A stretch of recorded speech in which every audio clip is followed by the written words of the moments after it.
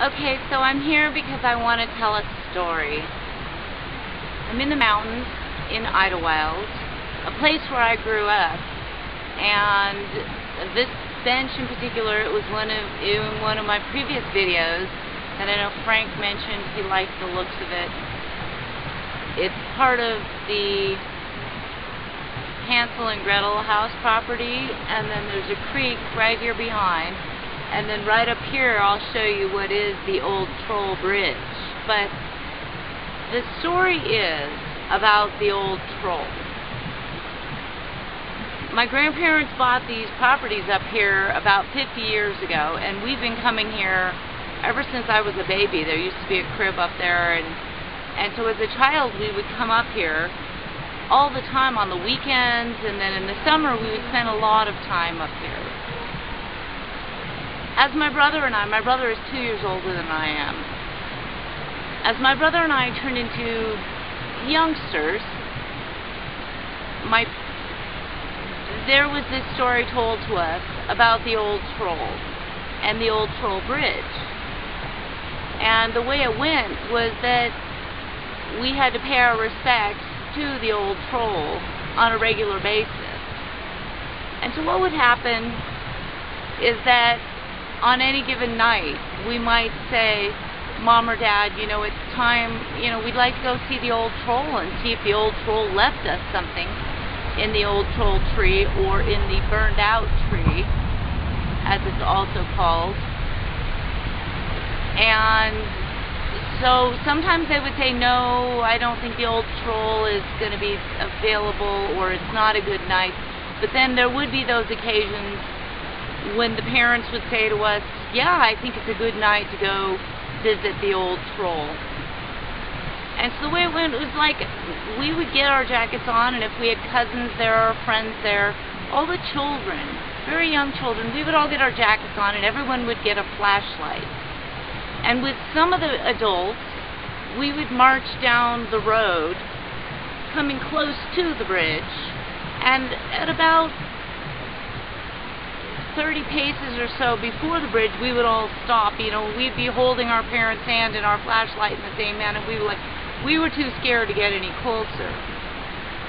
And then the parents would say, okay, it's time to call out to the old troll. And so we all together would go, hello, old troll! And then we'd wait for a response. Sometimes, then maybe we'd have to call again. Hello, old troll! And then, remarkably enough, we would hear this voice back saying, hello there, children. And it was really spooky, and we'd have our flashlights pointed at the bridge. We couldn't see anything. And we'd say, hello, old troll, we've come to visit you.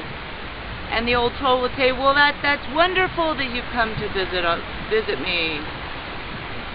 Well, have you been good girls and boys? Well, yes, old troll, we've been very good boys and girls. Well, have you been kind to your parents? And have you been kind to each other? Well, yes, old troll, we've been very good to our parents, and we've been kind to each other, and we haven't been arguing. We would sell it really well, I'm sure. And there would be a brief dialogue, and we were all very nervous as this was going on. And eventually, the old troll would say to us, well, then go up to the old burned out tree, and I have left you a treat. And we would say, oh, thank you, old troll, thank you, old troll, thank you, bye-bye. And we would hear, bye-bye.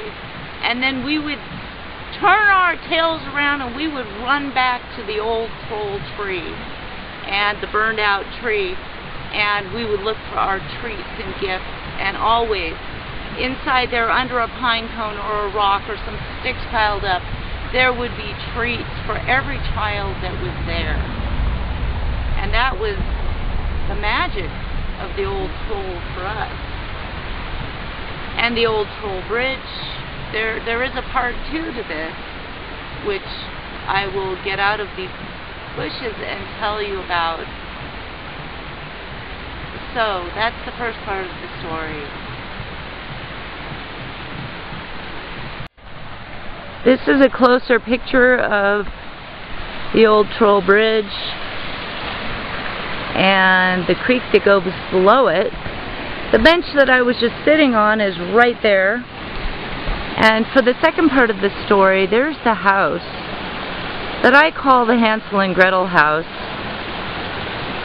or maybe the gingerbread house. It has a whole story to it. This is the path up to the Hansel and Gretel house, or the gingerbread house, and if we look to our left, right there, you can see the bench I was just sitting on, and the bridge is just there. And sadly, the yard is a bit overgrown, which will make sense in part 2 of what I'm going to tell you about this story.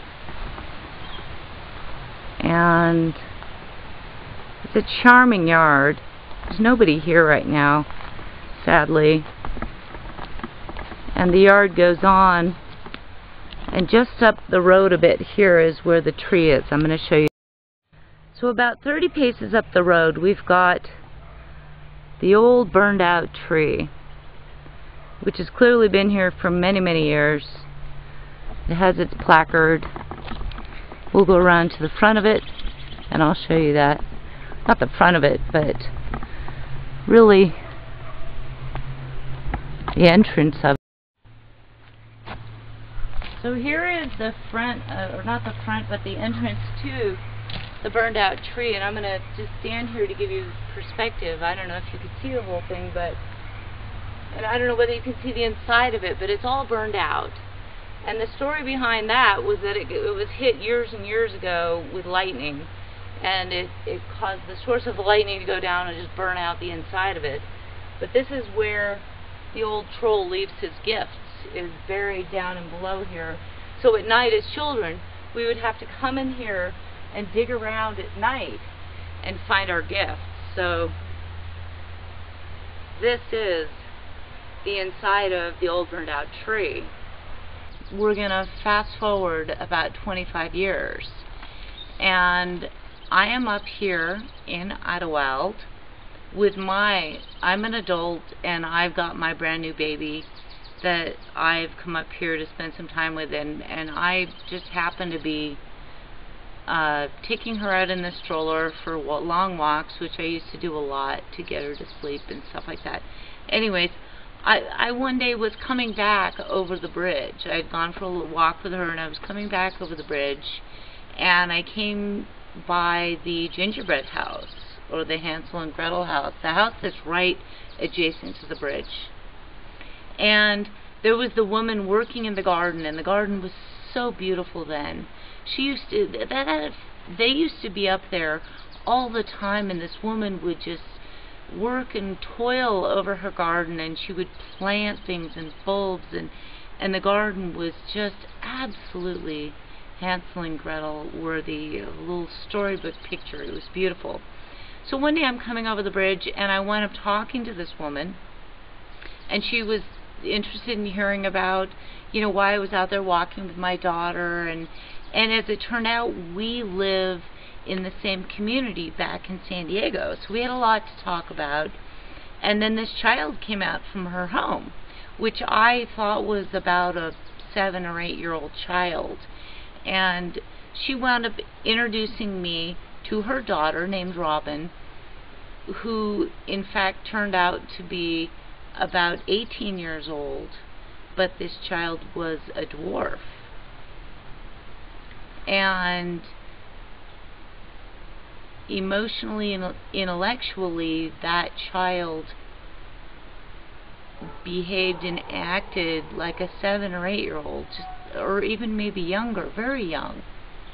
And Robin, this child, was very interested in my baby and wanted to touch my baby and hold my baby and do all these things, and it was very interesting that her mother was trying to explain that, you know, her child was different, and so, you know, I'm understanding of that. You know, everyone has what they have to deal with. And I thought that was an interesting thing. And after probably a 20 or 30 minute conversation with them, I started walking back towards home, which is not that far from there.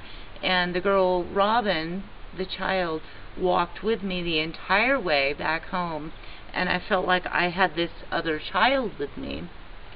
And the mother didn't try to stop the child from following me, and it was almost an adult, but actually a child.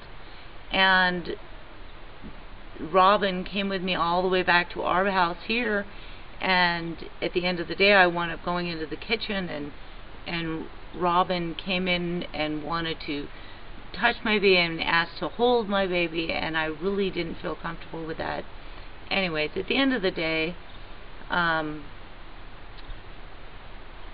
child wound up going home. I had to ask her to go home, but I never saw that child Robin again. And over the years that have gone by since then, that was 12 years ago, I have never seen that child Robin again. And probably for at least 5 or more years, I have never seen people at that house again. But the part 2 of the story has to do with that, but kind of in a different way, because I start thinking that child was technically a dwarf. That's what the mother had told me. And I'm thinking, oh my gosh, we used to stand basically in front of their cottage, their cabin up here, and call out for the old troll. And I hope they didn't hear that, or if they did hear it, they didn't take it the wrong way.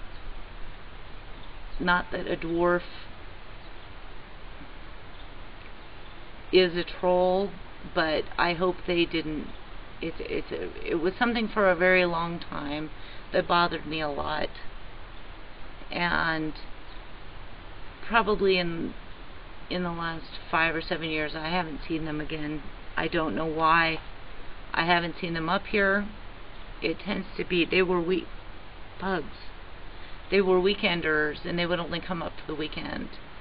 And now they don't come up anymore, and I don't know why. I have no way to find out why.